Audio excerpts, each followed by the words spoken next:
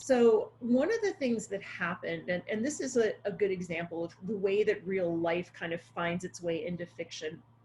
Last year, Weight Watchers rebranded itself as WW. They are WW. no longer Weight Watchers, they are Mhm. WW. They are a wellness corporation. Thank you Mhm. very much.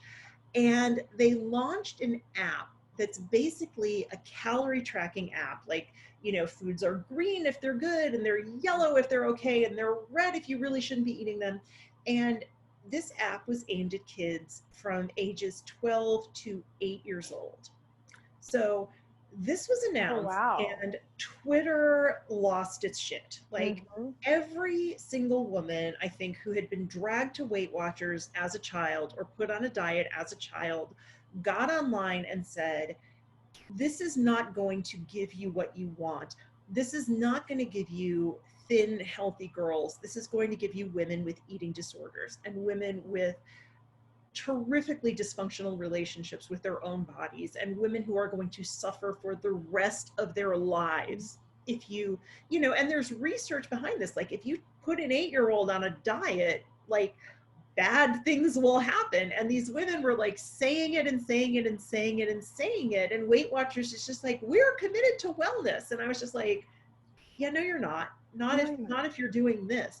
So I was lucky enough to not have been dragged to Weight Watchers as a child, but so many women were, and their stories were just so wrenching, and just like these feelings of shame that never ever left them. And so I wanted to give Daphne that piece of the story. And so there's the chapter where she's 6 years old and her parents are school teachers. They've gotten jobs at a summer camp in Maine.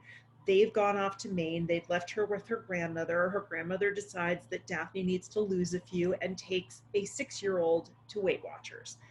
And you know that that affected Daphne. That would Mhm. affect any young woman. And I really wanted to sort of, I mean, it's one thing to like write an op-ed and just be like, this is garbage and this is going to like do bad things to girls. But I think like putting it in a novel and having a character live it Mhm. can maybe influence people in a different way. And that's what I hope it did. And again, I don't want to like write message books, and I don't want to like make people like sit, feel like they're sitting through my like master's thesis on young women and weight loss. But that was something that's important to me, as a woman, as a mom, as a Mhm. person in the world. And I wanted to tell that piece of the story.